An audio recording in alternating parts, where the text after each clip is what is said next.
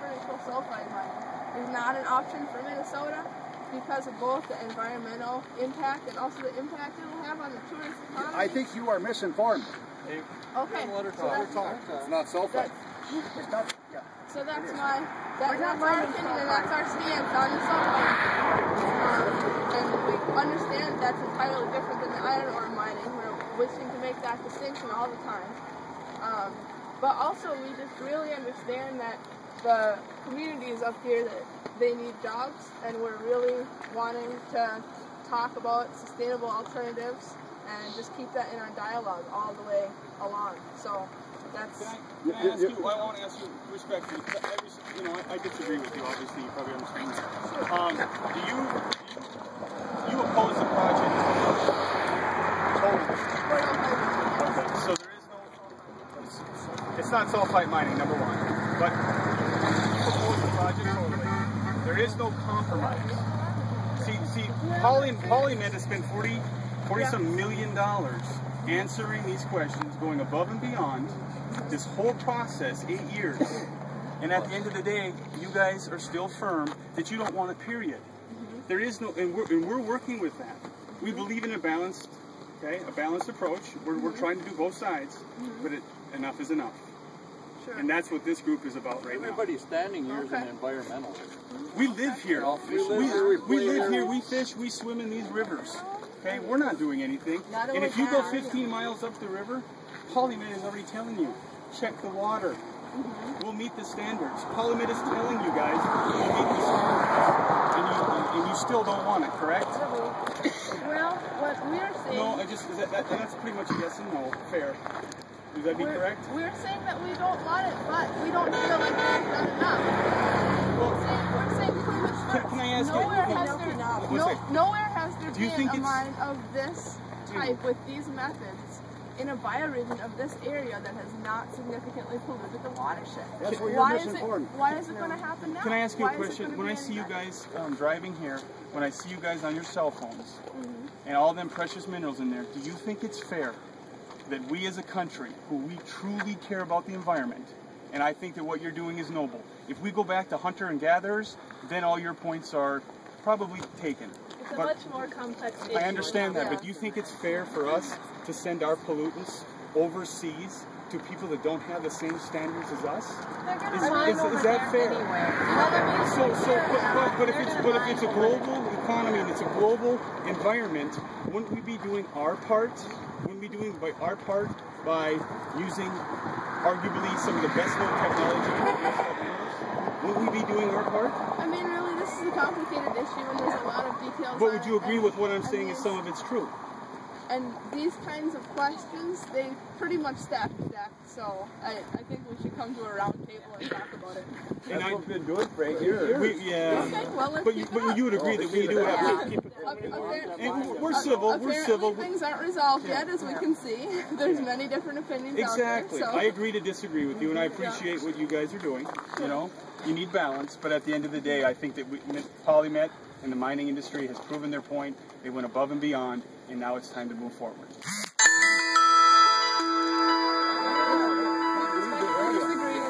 The first EIS really pointed to the fact that they did not sufficiently do. And the new one's going to be coming out?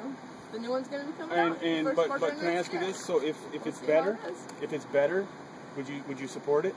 No. We'll see how it is. Right. Okay. And that's my point. We support the environment, but in a sensible way. Unless we're going to go back to hunting and gatherers. It's a subjective term. Exactly. Okay. So we agree to disagree. Would that be a fair statement? I'd say that's a fair statement at this point. But thank you guys for, coming, and thank you for talking. Well, we all appreciate what you guys are standing for, what you're trying to get, what kind of point you're trying to get across. But there's a point, I think, where you get to the aspect of you are misinformed. There is already projects like this that are up and running, and they've proved to be environmentally sound. There's one, I think, in British Columbia, and I think there's one in the Baja Peninsula, south of California, that are already up and running. If you'd like to give us the details on this project, we'd look at them for sure. Right. If you have information. I've never heard that. This is a new process, but this process has already been going for I would guess probably 10, 15 years in British Columbia. We're always open to seeing new information, so any that you can provide, certainly. Can I ask where you all are from?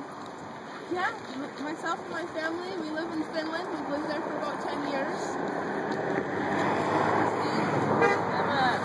I'm from the Iron Range. I'm a 5th generation Iron Ranger, and I live in Virginia and also in Isabella. I'm a Lake County landowner.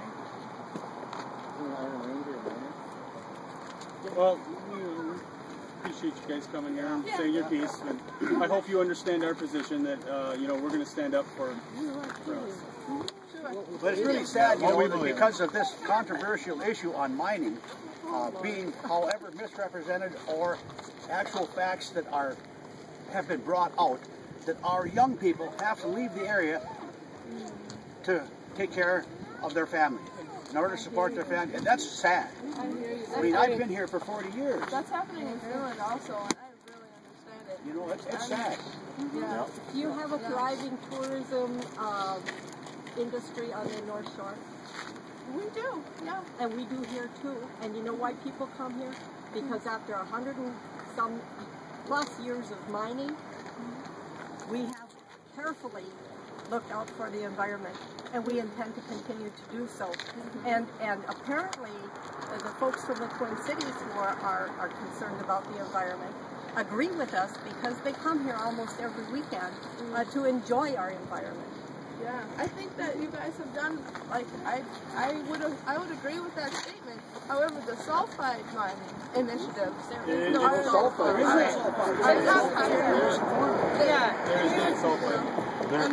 Anytime you have copper, it's usually mixed in with sulfide. It's talk to the geologists, they'll admit there's sulfide, copper, they go together. There's a few ores that have oxide, that are copper oxide, but they're exceedingly rare.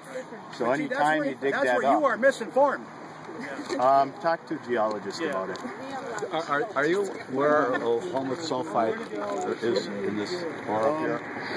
Sulfide content is about 2 to 3%. The copper content runs about 1 to 2%. And so in order to get the amount of copper that you would need to make a mine feasible, you end up exposing at least as much, if not a little bit more, sulfide. And a lot of that is related with the copper, but there's a lot of it also distributed throughout the waste rock. But how do you even compare, this area with the areas of Montana and what, Michigan, that type of thing? I mean, there's just no comparison. So that's where you start from. And regarding the process that Polymet has shown and other industries have always shown, that if you start with less than 2%, you take 2 that is 2 or less percent, and you start from there. And they had the process where it's a self-contained process, and by the end there's going to be little to nothing. They have shown you that, and they've shown the protection of everything for the years to come. So I just don't understand. Well, that's in the beneficial, the beneficial, what do you call it? The part where they're getting there, where they're processing to get the copper out. The problem comes with all the waste rock, because when you have 98, 99% waste rock, 97% waste rock, that's a lot of tailings. They're not tailings, but they're waste rock, and they usually are, fairly smaller pieces than just huge boulders. And those also have sulfide in them, or sulfur, however you want to call it. And that is what leaches out. And when you actually read through, you're right about the processing. The process has the potential to be very clean. The waste rock, what you do with the waste rock is really the real question. And what we've seen, and you actually read through the tables in the first EIS, is that those have a really high leaching potential, and the models show that they would leach through the groundwater into the Partridge River for quite a long time. Can I ask you this? If they met the standards, if they tested the water and they met the standards, would you support the project? Yeah, if they can show with a scientifically valid model that they can meet the standards, I'm all for it. Okay. If you can do it right.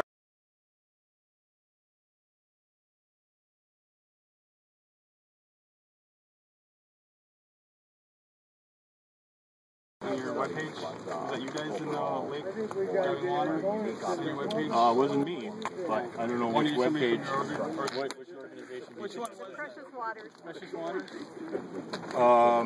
Somebody was in the Partridge River getting water out for a sample. Okay. Yeah. So say that if you went 15 miles upriver, right next to Polymet at the discharge, and they met the standards that the state and federal guidelines, you would support the project?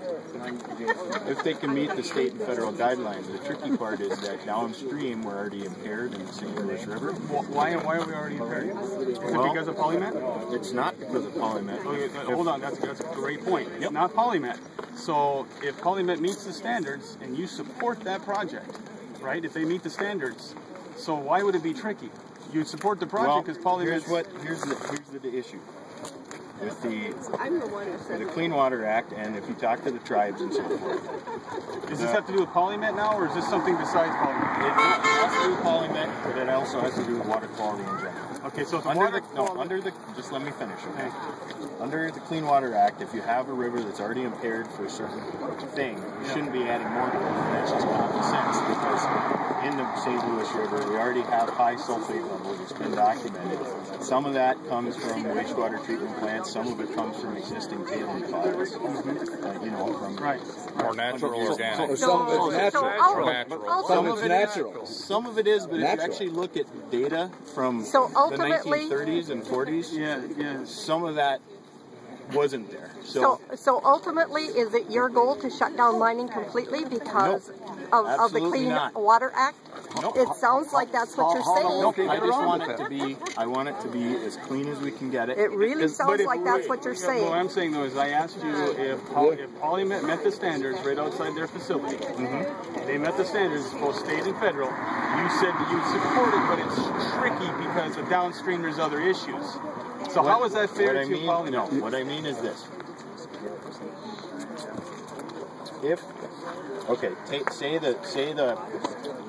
Okay, you're basically right. If they meet it right there, and they're not adding any more loading, then it's probably fine. But the trick is, it's because it's so high already. There's no room for error. So when you guys are speaking against Polymet, which you guys are, I disagree, but I appreciate it. Are you stating that fact? Because we're not hearing that the water's already contaminated. Polymet, you're meeting the standards, you're doing a good job. We support your project, but there's other issues. That's not the message you're sending. They haven't met the standards yet, because in the first EIS they didn't. That's what I'm saying. So, the first EIS they did not meet it. Okay. If they can come back and show a plan that's valid, scientifically valid, and then that plan meets the standards. And then you support it? Yeah, if they can meet the standards, and if there's enough money to pay for cleanup. You realize there's some standards that are absolutely impossible to meet, like mercury emissions. There's more mercury, and it's a fact, that comes from pollutants from other countries around the world that falls in the boundary waters more than our little power plant in Hoyt Lakes. And they're going to try to make that little power plant to have less emissions than what already falls out of the sky. It's impossible. Some of the standards are just absolutely ridiculous.